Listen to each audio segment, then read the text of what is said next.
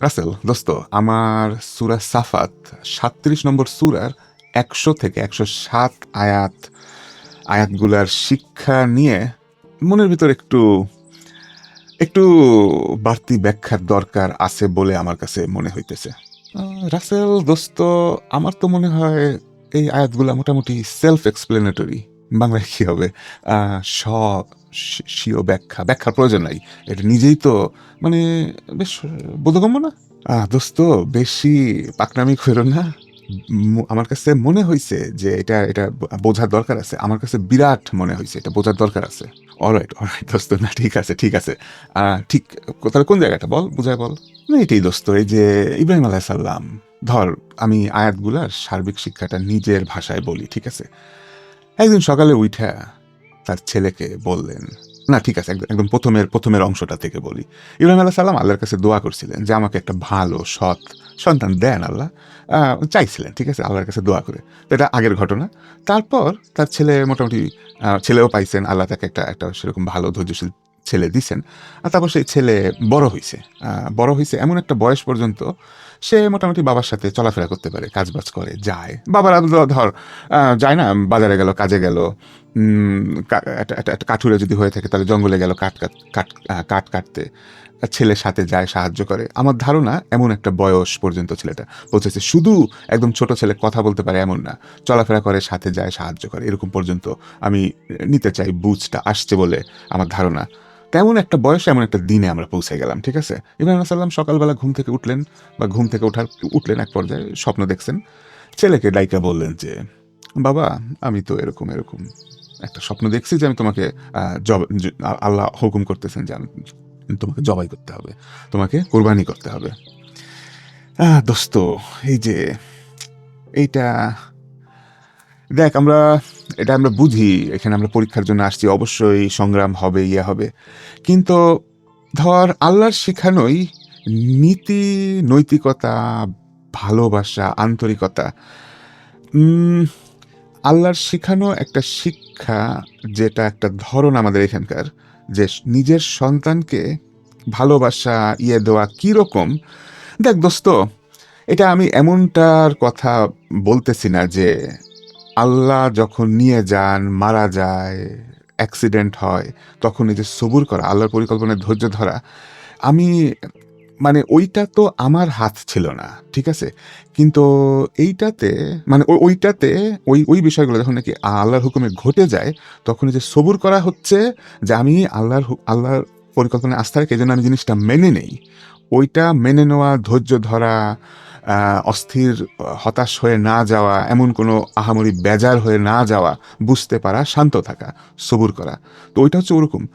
আর এই ভালোবাসার সম্পর্কগুলা আল্লাহর বলা যেভাবে করে দায়িত্ব দেয়া আছে, এরকম একটা নিজেকেই বলা হইতেছে যে আল্লাহর অর্ডারে যেভাবে আদর, যত্ন, ভালোবাসা, আন্তরিকতা হওয়ার কথা, সেই আল্লাহ হুকুম করতেছেন কোরবানি করতে। এইটা এটা তো ওইভাবে মানাতে চায় না দোস্ত। এইটা কি আসল বুঝ আমাদের? আমরা কি সত্যি ঠিক বুঝটার উপরে বুঝে এই শিক্ষাগুলা মেনে নিচ্ছি, নাকি জাস্ট উপেক্ষা করে যাচ্ছি আমাদের ভেতর দিয়ে অনেকে, যে আল্লাহ বলছেন তাই শোনা হইছে, বেশি আমি ঘাটাতে চাই না, এর গভীরতা কতটুকুন কি? খাইছে আমারে দোস্ত, প্রশ্ন তো দীর্ঘ প্রশ্ন। দোস্ত দোস্ত, আ আ না, ভালো জায়গায় হাত দিছিস, মাশাল্লাহ, আলহামদুলিল্লাহ। চিন্তা ভাবনা খুবই ঠিক আছে। আমার আমার ধারণা, আমি তোর সাথে একেবারেই একমত। আমাদের অনেকেই জাস্ট মূলত উপেক্ষা করে যাচ্ছে। তো দোস্ত, একদম ভালো ভালো পয়েন্ট বলছিস, যে সন্তানকে তো ভালোবাসতে হবে, পরিবারের প্রতি যে যত্ন, আন্তরিকতা, যত রকম কেয়ার, মমতা আমাদের ভিতরে আল্লাহ এমনি দিয়ে দিচ্ছেন। আমার কারোর যদি শুনতে ইচ্ছা নাও করে, তাহলে আল্লাহর হুকুম হিসাবেও শুনতে হবে। এইভাবেই সিস্টেমটা। এটা এমন না যে আমার ইচ্ছা করে তাই ভালোবাসি, ইচ্ছা না করলে না বাসলেও হবে না, তখন আবার আল্লাহর অর্ডার অ্যাপ্লাই হয়ে যাচ্ছে। তা আল্লাহর অর্ডারটাই আগে, এটা আমাদের খেয়ালে রাখতে হবে দোস্ত। অবভিয়াসলি চিন্তাভাবনা দেওয়া আছে বিষয়টাতে। আম আমি খুব গভীর একটা পয়েন্টে টাচ করতে চাই। একটু ভাবনা দিয়ে দেখ, উপলব্ধিটা ঠিক মতন আসে কিনা, বা কিছু। আল্লাহর হুকুমে আমরা সন্তানদেরকে সন্তান বলতে, পরিবার পরিজন বলতে, এখানে যেহেতু ইব্রাহিম আলাইহিস সালামের ছেলে নিয়ে কথা হচ্ছে, তো আমরা সন্তানেই থাকি। আমরা আমাদের ছেলেকে, আমাদের মেয়েকে, আমাদের সন্তানকে কেমন জানি, এ যে আমার সন্তান হয়, এইখানটায় আমি বলবো আমাদের নিজেদের মানেতে, নিজেদের এটার মানে কি, সন্তান মানে কি, সন্তান বলতে কি বুঝায়, এই মানেতে আমরা আমরা অনেকে গলত করে বসে আছি। আমরা অনেকে ডেফিনেটলি গলত করে বসে আছি। দোস্ত দোস্ত, তুই আবার কি ধরনের বিষয়ে, মানে তুই আমার সাবজেক্টে আসিস তো, মানে সন্তানদেরকে মানে গলত করা, সন্তান ভালোবাসতে হবে, সন্তান সন্তানি, এই দোস্ত তুই কি আবার সাবজেক্ট ছেড়ে অন্য কোথাও চলে যাচ্ছিস? এই যে কথার মাঝখানে বাগড়া দেওয়া, তোর এই স্বভাব গেল না। প্লিজ, সুন্দর করে কথা বলতেছি, হঠাৎ করে এরকম হলে হয় কি, একটা ফ্লো নষ্ট হয়ে যায়, একভাবে কথাটা আগায় যাচ্ছি। অবশ্যই আমি সাবজেক্ট আলোচনা করতেছি, ইনশাআল্লাহ। আমরা আমাদের সন্তানদেরকে, তুই কি কি বলতেছিস যে ঠিক জায়গায় রাখছি? আমাদের আমাদের স্বভাব কি ওরকম নাকি? বুঝিস না কেন? আমাদের নবীর নবী রসুলগণদেরকে যুগে যুগে মানুষ কি করছে? কোন কোন জাতি তাদের নবী রসুলকে আল্লাহর ছেলে বানাইছে, পুত্র, একেবারে আল্লাহর সন্তান বানাইছে। সন্তান বানায়, যেহেতু সন্তান বংশসূত্রে যেন সে আল্লাহ হয়ে গেছে, ইলাহ হয়ে গেছে, স্পষ্ট বলে বেড়াইতেছে এই জমানাতে পর্যন্ত। এমন জাতি আছে, খ্রিস্টানরা আর ইহুদিরাও এই কাজ করছে। তো এইটা আমরা দেখে আসতেছি যে যাকে যেখানে রাখা দরকার, আমাদের ভিতরে বাতিক আছে যে সেখানে না রেখে আমরা অন্য কোথাও চলে যাই। নবী মোহাম্মদ সাল্লাল্লাহু আলাইহি সাল্লামকে আমার জানা মতে কোনো মুসলমান এখনো আল্লাহর সন্তান, আল্লাহর সমতুল্য এমন কথা বলে নাই, কারণ ওই আগের ধর্মগুলো থেকে আল্লাহ কড়া শিক্ষা দিয়ে রাখছেন। কিন্তু ভুল তো স্টিল করছে। নবীজি সাল্লাল্লাহু আলাইহি সাল্লামকে যেখানে রাখার কথা, সে একজন রসুল, সে একজন নবী, আমাদেরকে বুঝাই দিয়ে গেছেন, বার্তা বাহক, কিন্তু না, তাকে আমরা মানুষের চেয়ে, আল্লাহ বলতেছেন তোমাদের মধ্যে থেকে তিনি একজন মানুষ, তোমাদের ভিতরে বড় হয়েছে, আমি নবী রসুল ইচ্ছা করে মানুষদের ভিতর থেকে নিছি, তো এটা মানুষ, এনারা মানুষ, এটা এটা এটা আল্লাহর কথা, এটা বলা।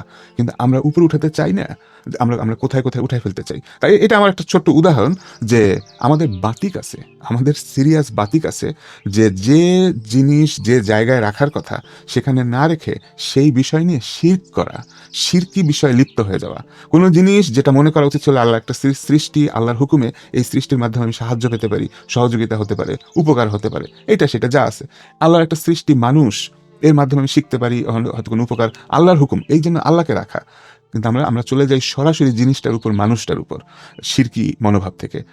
সন্তানদের বেলায় আমরা জানি না, অনেক বাবা মা হয়তো আশা করতে পারে যে বড় হয়ে আমাকেই সাপোর্ট দেবে, উল্টা ওই আশা একটা থাকতে পারে। কিন্তু ওটা যদি আমরা একটু উপেক্ষাও করি, একটু পাশেও রাখি, এদের প্রতি যে ভালোবাসা, আগ্রহ, যে ভক্তি, যেভাবে পূজার মতন, এক ধরনের পূজায়, পূজা শব্দটা শুনলে একটু মনে খারাপ লাগতে চায়, একটা উপাসনার মতন, এটা শুনতে খারাপ লাগতে চায় যে না না এটা কেমন কথা।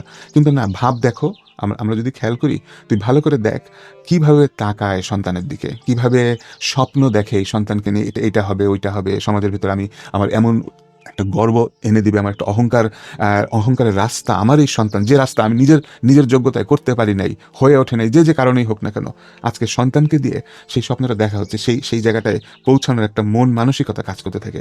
তো সন্তান যে আল্লাহর পাঠানো একটা আমানত, আল্লাহর একটা জিনিস আমার কাছে রাখতে দিছে, আর আল্লাহ বলে দিছেন একে কেমন কি জানতে হবে, কি আচরণের সাথে করতে হবে, কি শিক্ষা একে দিতে হবে, আল্লাহর বলে দেওয়া, আমি ওইগুলাকে উপেক্ষা করতেছি। আমি সেই বিষয়কে উপেক্ষা করে আমি এখন এটাকে কি জানি বানায় নিছি, ওই সেন্সে কথা বলতেছিলাম, মাঝখানে হুদায় একটা বাগড়া দিলি। তো ওইটা যখন নাকি ওই জায়গাটায় রাখতে পারতাম, যে সব সময় সর্বদা ভালোভাবে মনে আছে যে এটা আল্লাহর একটা আমানত, আল্লাহর একটা জিনিস, একটা সম্পদ, জানি না ঠিক এক্স্যাক্টলি কিভাবে ডাকা উচিত হবে, আল্লাহর কিছু, আল্লাহর জিনিস রাখতে দিছেন আমার কাছে, বিশ্বাস করে যে আমি আমি দেখে শুনে রাখবো, তার বলা, আল্লাহর বলা নিয়ম অনুযায়ী তাকে লালন পালন করব। আল্লাহ যখন ইচ্ছা তাকে নিয়ে যাবেন, হয়তো আল্লাহ যখন ইচ্ছা আমার জীবন থেকে তাকে হয়তো সরায় ফেলবেন, সম্পূর্ণ আল্লাহ যতক্ষণ আল্লাহ দিচ্ছেন, আমি আল্লাহর ইবাদত করার স্বার্থে, ইবাদত করার খাতির, ইবাদত করার জন্য আমাকে তৈরি করা হয়েছে, সেই জন্য তাকে আমি আমি আমি দেখাশোনা করব, দেখে শুনে রাখবো, যত্ন করব, লালন পালন করব। কিন্তু সর্বদা মনে রেখে এই জায়গাটায় যদি রাখতে পারতাম, আমি দাবি করতে চাই, আমার এই দাবি খুব সম্ভবত সবারই দাবি, অন্যদেরও এই দাবি খুব সম্ভবত, কিন্তু সেইভাবে হয়তো ভাবা হয়ে ওঠে নাই। ইব্রাহিম আলাইহিস সালাম বুঝতে পারছেন যে তার সন্তান বলতে কি বোঝায়, তাকে কোথায় রাখতে হবে, স্থানটা অন্তরের ভিতরে, হৃদয়ের ভিতরে স্থানটা কোথায়। আমরা যে অতিমাত্রায় নিজেদের আবেগ থেকে যেরকম মনে করে বসি, সেই জায়গাটায় আমরা সমস্যাটা করতেছি। ইব্রাহিম আলাইহিস সালাম ওই সমস্যাটা ওই রকম ভুল ধারণার উপরে ছিলেন না। উনি জানতেন ওনার স্থানটা কোথায়। ওনার সন্তান ইসমাইল আলাইহিস সালাম জানতেন যে আমার অবস্থান, বাবার সাথে আমার সম্পর্ক কি, আল্লাহ বলতে কি বোঝায়। একজন নবী যখন স্বপ্ন দেখেন, সেই স্বপ্ন ওয়াহি, আল্লাহর বার্তা তাকে দেওয়া হচ্ছে, এগুলা তিনি বুঝতেন, ছেলে সন্তানটাও বুঝতেন। ওই জন্য অতটুকুন বয়স আল্লাহ চলাফেরার কথা বলে যে উদাহরণ আয়াতের ভিতর দিচ্ছেন, যে সাথে থাকতো, চলতো, সাহায্য করতো, আসে সাথে, গভীরতাও বুঝতে পারতেছে। আমরাও বুঝতেছি, কথার ভাষার থেকে বোঝা যাচ্ছে যে ছেলের বয়স, ভার বুদ্ধি কতটা পর্যন্ত বাকি। বলতেছেন যে এমন উদাহরণ কোরআনের ভিতরে নাকি হাদিসে আছে, আমার এক্সাক্ট মনে করতেছে না এই মুহূর্তে, যে ইব্রাহিম আলাইহিস সালামের কষ্ট হচ্ছিল বা ইয়ে হচ্ছিল, তখন উনি বলছিলেন চোখ বেঁধে, বাবা আপনি চোখটা বেঁধে নেন বা কিছু। আমার মনে হয় কোরআনের ভিতরে এত ডিটেলস নাই, যতদূর মনে পড়ে চোখটা বেঁধে, যাই হোক আমার এক্স্যাক্টলি খেয়াল নাই কোরআনে না হাদিসে। মানে অনেক কথা আসতেছে কোরআনের ভিতরে, এমন কথা আছে ইসমাইল আলাইহিস সালাম সম্বন্ধে, যে আপনি যেহেতু স্বপ্নে, ওই অনেকটা ভাবটা এরকম কথার, যে স্বপ্নে আপনাকে যেহেতু আল্লাহ এমনটাই বলছেন, ঠিক আছে সমস্যা নেই, আপনি আমাকে ধৈর্যশীল পাবেন। তো ইনশা আল্লাহ ইব্রাহিম আলাইহিস সালাম এমনটা বলে ইসমাইল আলাইহিস সালাম বাবাকে আশ্বস্ত করতেছেন যে আমাকে ধৈর্যশীল পাবেন। এই ধরনের বিভিন্ন ভাষার থেকে বোঝা যাচ্ছে ইসমাইল আলাইহিস সালামেরও আল্লাহ সম্বন্ধে অবস্থান, মনোভাব, ধারণা কতটুকুন, তো তারা কতটা বুঝে ফেলছেন সিনারিটা। আমাদের কাছে আজব লাগতেছে আজকে আজব লাগতেছে এই ঘটনা, যে কি কথা, এই তুই প্রশ্ন তুললি যে এটার জন্য একটু কেমন কেমন মানাতে চায় না, আল্লাহরই বলা শিক্ষা, এদেরকে ভালোবাসতে হবে, সন্তানদেরকে, এইভাবে করে তুই নিজেই প্রশ্ন করার সময় জিজ্ঞেস করলি। অথচ তারপরেও আল্লাহ আবার বিপরীত একটা জিনিস করতে বলতেছেন না। পুরা সময়টা বিষয়টা ছিল যে আল্লাহর আদেশ অনুযায়ী আমরা কাজ করব, অনুগত্য হব, আত্মসমর্পণ করছি আল্লাহর আদেশের কাছে, আল্লাহর ইচ্ছার কাছে, আল্লাহর কাছে। তো সেই আল্লাহ যখন যে ইনস্ট্রাকশন দিবেন, আমরা মানব। আমরা মাঝখান থেকে নিজেদের বানায় ফেলা, প্রচলন হয়ে গেছে, প্রচলিত বিষয়ে নৈতিকতার মান অনুযায়ী সেই আদেশকে বিচার করব না। যখন আমরা ওইটা করতে যাচ্ছি, তখন আমাদের সীমিত জ্ঞান দিয়ে আমাদের ভুলে যাওয়া ইনস্ট্রাকশন, আল্লাহ যেটা আগেই বলে দিছিলেন, সেই সব বিষয়াদি ভুলে যেয়ে আমরা একটা জায়গায় চলে যাচ্ছি, একটা রায় সিদ্ধান্তে চলে আসতেছি। ওইভাবে করে ভুলটা হয়ে যায়। আর যতক্ষণ পর্যন্ত আমরা ঠিকভাবে, যে আল্লাহ বলছেন, আল্লাহর ইবাদত করার জন্য আল্লাহ তৈরি করে আমাদেরকে এখানে পাঠাইছেন। ইবাদত মানে আল্লাহর আদেশ নিষেধ ভক্তি শ্রদ্ধার সাথে জেনে বুঝে আমি পালন করার মন মানসিকতা রাখি, আমি পালন করতে চাই, ইচ্ছা আছে, সিম্পলি জাস্ট লাইক দ্যাট, শেষ। আল্লাহ বলতেছেন এটাই দিয়ে তোমাকে এখানে পাঠানো হয়েছে, এই উদ্দেশ্য দিয়ে। কিন্তু স্বাধীনতা দেওয়া হয়েছে পরীক্ষা করার জন্য, যে আমি কি ওই রাস্তাটা পছন্দ করি, ইবাদত করার রাস্তা পছন্দ করি, না আল্লাহর সাথে শরিক করে যে অন্য অন্যায় কাজ, ভুল কাজ আল্লাহ নিষেধ করছেন, এমন কাজে লিপ্ত হয়ে যেতে চাই কিনা, মন মানসিকতা করি কিনা, এটা পরীক্ষা হচ্ছে। এই জিনিসগুলো আমরা যদি মনে রেখে আগাই, যে না, আমি শুধু মেক শিওর করবো তথ্যটা, শিক্ষাটা, আদেশটা আল্লাহর কাছ থেকে আসছে কিনা। আমি ওই জায়গাটা একটু তর্ক বিতর্ক করতে পারি, মনের ভিতর থেকে যদি স্থান না দেয় যে আল্লাহ এমন একটা অর্ডার হয়তো করেন নাই, ভিন্ন কথা, আল্লাহর সাথে আমার বোঝাপড়া হবে, আল্লাহর সাথে আমি একা বসে চিন্তা ভাবনা করবো, সাহায্য চাইবো, আল্লাহকে বলবো, দোয়া করবো যে আল্লাহ বুঝাই দেন, আমার তো কোনোভাবেই মনে ধরতেছে না আপনি অমুক একটা আদেশ করছেন বা করেন নাই। আল্লাহর সাথে একটা বোঝাপড়া হবে। কিন্তু শিওর হওয়ার পরে যে হ্যাঁ এমন একটা আদেশ আল্লাহর কাছ থেকে আসছে, তারপর উপেক্ষা করা, সেটা একটা অদ্ভুত জিনিস হয়ে যাবে। যেমন শিওর হওয়ার পর আল্লাহর কাছ থেকে একটা আদেশ আসছে, আমরা সবাই জানি মিথ্যা বলা যাবে না, মিথ্যা হারাম, বলা যাবে না। এখন তারপরও আমি মিথ্যা বলবো, নিজেরা কি দিয়ে কি বুঝাবো? সুদে কারবার করা যাবে না, সুদ ঘুষ খারাপ জিনিস। বিনা কারণে মানুষের ক্ষয়ক্ষতি করা যাবে না, অন্যেরটা মেরে খাওয়া যাবে না, ডাইরেক্ট ইনস্ট্রাকশন। তো এখন যদি আমি উপেক্ষা করতে চাই যে না, এইটা মনে হয় এমন বলে নাই বা কিছু, যদি বোঝার পরে অমন করি, তাহলে একরকম ক্যাটাগরি, আমি ডাইরেক্ট অন্যায় করতেছি। আর আমি বিশ্বাস স্থাপন করতে পারি না যেটা আল্লাহর কাছ থেকে আসছে কিনা। এই পজিশনটাকে আমি বেশ সহজভাবে নেই, এটা অন্য কাউকে বোঝানো বা কিছু না, আরেকজনে যখন তখন আমি বলে দেবো আমি বিশ্বাস আনতে পারি না, আমি বিশ্বাস আনতে পারি নাই না। এটা এই ধর্ম পালন হচ্ছে আল্লাহর সাথে, নিজের অন্তরের সাথে, আল্লাহর সাথে একটা বিষয়। আমাদেরকে ওই জায়গাটায় মনোযোগ দিতে হবে। যখন আমাদের এই ঠিক জিনিসটা মনে থাকবে, তখন আমরা দেখতে পাবো যে ট্রু ইনস্ট্রাকশন, সত্যি সত্যি কোনো নিয়মাবলী আদেশ আল্লাহর কাছ থেকে আসলে পরে ওইটা আমাদের সাধারণ নীতি নৈতিকতার সাথে কোনো রকম সমস্যা হওয়ার কথা না। কারণ আমাদের সাধারণ নীতি নৈতিকতা আল্লাহর শিক্ষা সার্বিকভাবে যতটুকু আল্লাহ আমাদের শিখাইছেন সেটার উপর ভিত্তি করে করা হয়েছিল। কাজেই সন্তানের সাথে আমার কি সম্পর্ক, সন্তানের সাথে আমার কি সম্পর্ক সেটা আগে, সেটার গুরুত্ব বেশি, না আল্লাহর সাথে আমার কি সম্পর্ক সেটা আগে, সেটার গুরুত্ব বেশি।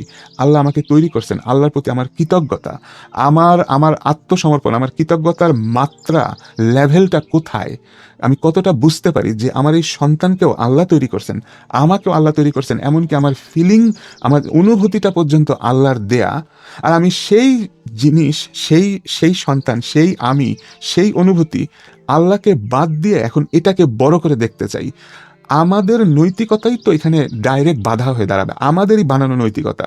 আমরা যে নৈতিকতার মান ব্যবহার করে বিষয়াদের বিচার করি, ভালোভাবে বুঝায় বললে পরে, চোখে আঙুল দিয়ে দেখায় দিলে পরে আমাদের নৈতিকতাই বলবে কোনটা সঠিক, আল্লাহ আগে, আর কোনটা তারপরে এক্স্যাক্টলি তাই আল্লাহর আদেশ অনুযায়ী সেই জিনিসকে কোথায় রাখতে হবে। তো দোস্ত, আমার মনে হয় আমি এই পর্যন্তই বলবো, অনেক কথা হয়ে গেল। তো হ্যাঁ, আমরা আমাদের সন্তানদেরকে, আমাদের সম্পর্কগুলোকে, আমার এই হাতকে, আমার এই চোখকে আমি কোথায় রাখতেছি, আমি কতটা ভুলে গেছি, কোনটা কতটা ক্ষণিকের জন্য দেয়া, একটা নির্দিষ্ট সীমিত সময়কালের জন্য দেয়া, জাস্ট একটা একটা একটা নিয়ামত, একটা উপকরণ দেখার জন্য, একটা রিজিক দেখার জন্য যে আমি কিভাবে কি ব্যয় করি, খরচ করি, মনোভাব করি। আর এরকম বড় ব্যাপার যখন চলে আসবে যে সেই ব্যয় করা ইয়ে করা একেবারে ডাইরেক্ট আল্লাহর একটা শিক্ষাকে আমি প্রশ্ন করে বসতেছি বা কিছু, তাহলে আমাদের একটু চিন্তা ভাবনা করে যার যার যে জিনিসের স্থান যেখানে, সেখানে যদি বসাতে পারি তাহলে হবে একরকম। আর যদি ভুলে যাই, আল্লাহ যেখানে রাখতে বলছে সেখানে না রেখে আমি আমার মতন করে মানে করে নিছি, তখন দেখা যাবে যে আল্লাহর একটা শিক্ষা, আল্লাহর একটা অর্ডার যেন মনের ভিতর মিলতে চাইবে না বা কিছু। তো এটা আমাদেরই চিন্তা ভাবনা করা উচিত হবে।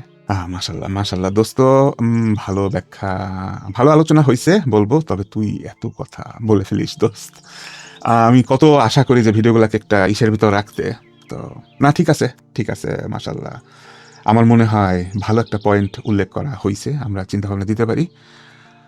রাসেল দোস্ত, ঠিক আছে, আবার তোর সাথে কথা হবে ইনশাল্লাহ।